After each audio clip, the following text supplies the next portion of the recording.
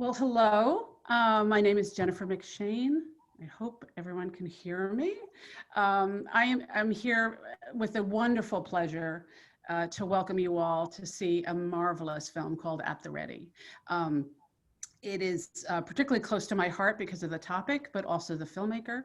And I'm here to introduce Maisie Crow, Hillary Pierce, and Abbie Perrault. They have been working for a number of years on a film called At the Ready, which kind of deals with law enforcement and high school students and life near the border, lots of fascinating things all connected in a beautiful, beautiful way. I really think it's going to be a treat for all of you to see this film. And I'm delighted to be supporting the Tropic because it's just, I think it's, the perfect example of a great independent film experience for people. And I'm sure they're doing their best during COVID. Something Maisie and I share is that we were both participants in their 4-night For Justice series, and which is just one other example of what independent theaters can do and what the Tropic does so beautifully. And they're so kind to filmmakers, and I'm just delighted to be so supporting them.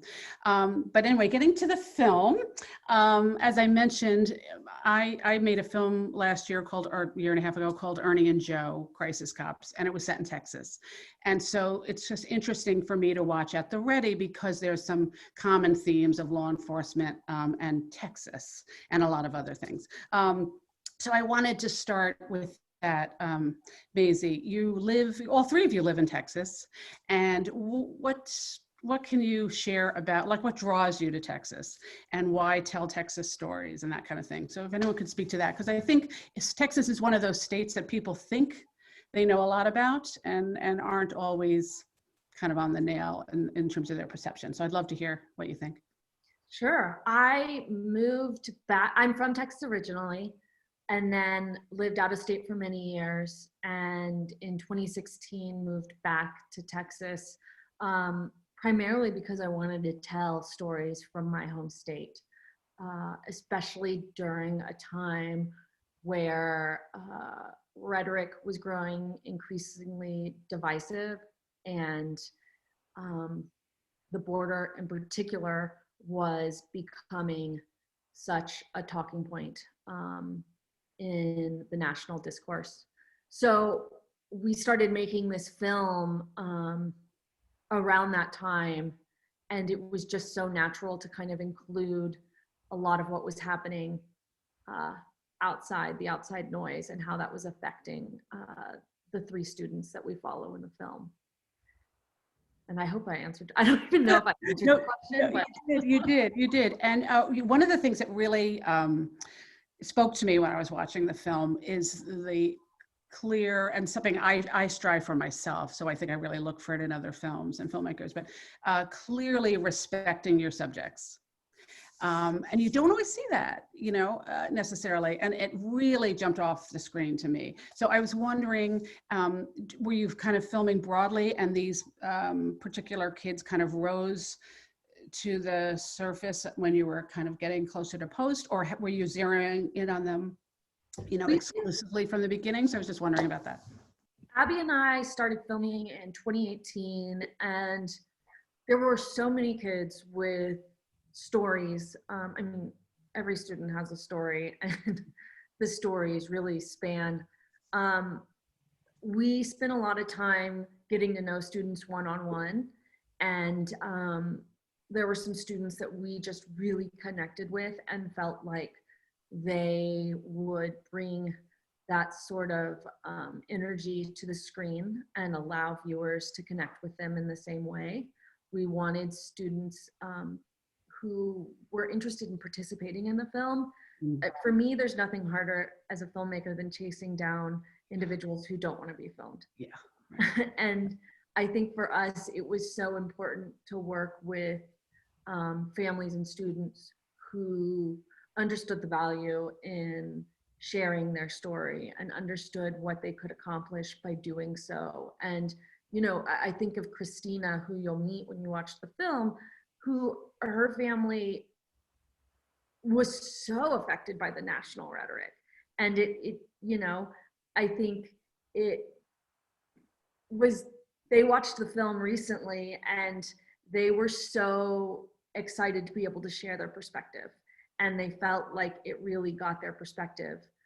It captured it in a very accurate way. And for me, if I can get that response from the people in the film, then I know I've done something right. I think that's always the balancing act, is like, how do you tell this story and know that you're asking people to look in the mirror, but do it in a way that respects them, so that when they see it, they say, yeah, that's right.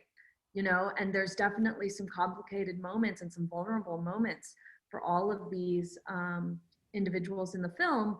But at the end of the day, the 3 teachers that are main characters and the 3 students that are main characters all felt like they were represented in the right way, in the way that they knew, the way they know themselves, and in the way that we, as I think unbiased observers, also see them. And for me, that means everything. Yeah, no, I couldn't agree more. I always say that I think that's the best kind of review you can get, is when someone feels their authentic story is being shared, which is the best. Abbie, I'm going to just mention this because I know you were on from the beginning. So I just wanted to see if you could speak to access. I get asked about this all the time, like, how did you get into the police department for 3 years? And same with the high school. It's busy. There's all these issues in terms of privacy. So I'm just curious, obviously you had their trust. So I just would love to hear a little more about that. Yeah, our journey into Horizon High School, where we ended up filming, started months and months earlier, when Maisie traveled along the entire border region from Brownsville to El Paso, which maybe people outside of Texas don't realize how far that is, and visited school after school district. We had meetings. We coordinated like all of these conversations to meet with teachers. And I think when we finally landed on El Paso, I remember Maisie and I pulled up to Horizon High School and we were just like, this is the school. Like, you'll see, it's in such a beautiful and stark landscape. And the teachers were just so immediately welcoming, and they brought in, a bunch of adults with boom poles and cameras to their classroom and let us, implant ourselves for like a year and a half.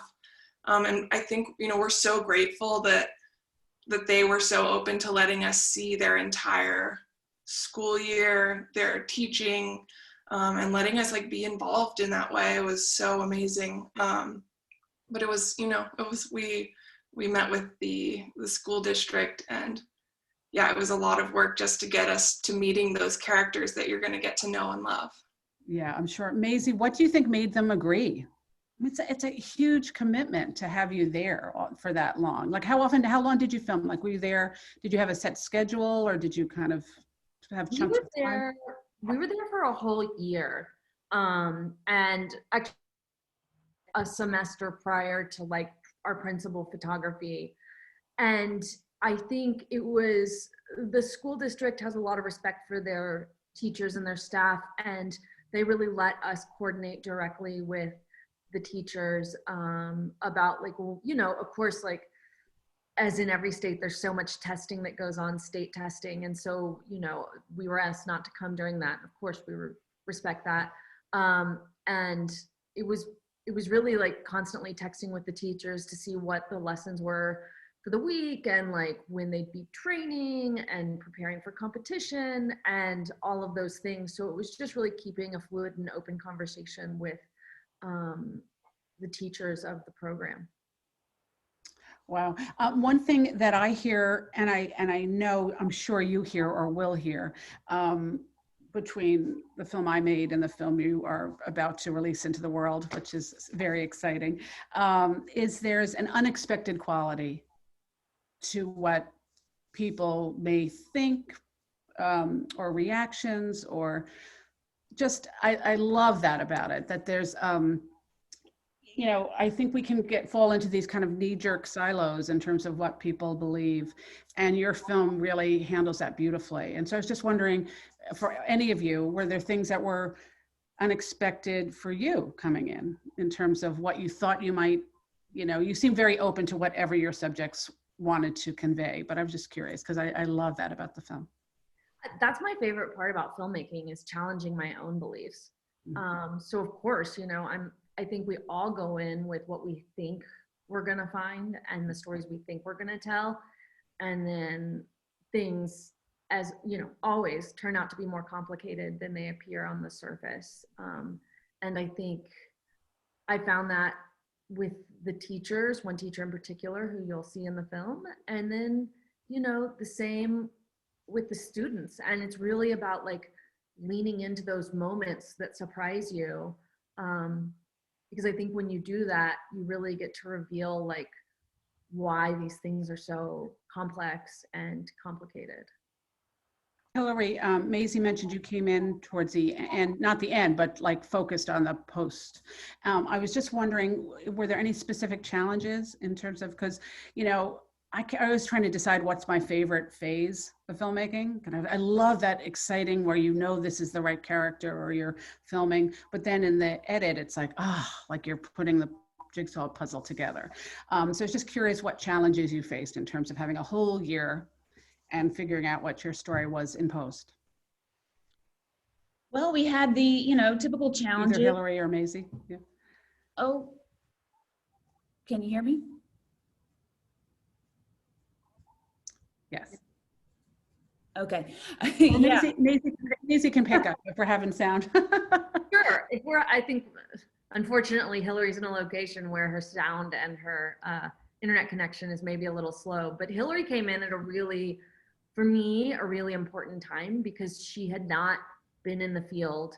Therefore, she didn't know the characters in the same way that Abbie and I knew them. And I always think it's important to have an outside perspective and someone who's like, yeah, well, I'm not getting anything from that. Or like, oh my God, that's, wow. Yeah. And Hillary is not only an incredible producer, but she brings so much creativity and storytelling ability to the edit. And you know, she came in when I was definitely at a place where I was like struggling with the rough cut, and we really just sat down. We waited until we could both be in the same bubble because it was already COVID. And then we sat down and just like started doing post-its of different stories and scenes and threads that we wanted to follow. And I think we really hashed out a lot of stuff over the first 2 weeks that she was on the project. And that took us from being at an uncertain rough cut to really like driving home, like, okay, this is what the story is. Let's go and finish it. Yeah. It's such a great feeling, isn't it? When you feel, it's like, because, you know, it's something, it's like you love this, but it's this giant kind of, you know, I always feel you have this love fest with all, and then you have to just like zone in on what the finished product is. Well, I don't want to keep people from this amazing film, but if there's anything I didn't ask that you want to share, please do. Otherwise, I'm just going to say it was an absolute delight to talk to you, and I love, love, love this film, and I'm very happy that the Tropic is going to be sharing it. So thank you so much, all of you. Thank you, Jenifer. We really appreciate it, and thank you to the Tropic. It's so disappointing that I can't be there in person, that we can't be there in person. The experience I had in sharing my last film, Jackson, at the Tropic, was one of the best. I remember telling Hillary about it before we even knew that the Tropic was going to be a satellite screening partner for Sundance. And I'm just so excited I get to share this film with you guys. Thank you. Thank you. Bye.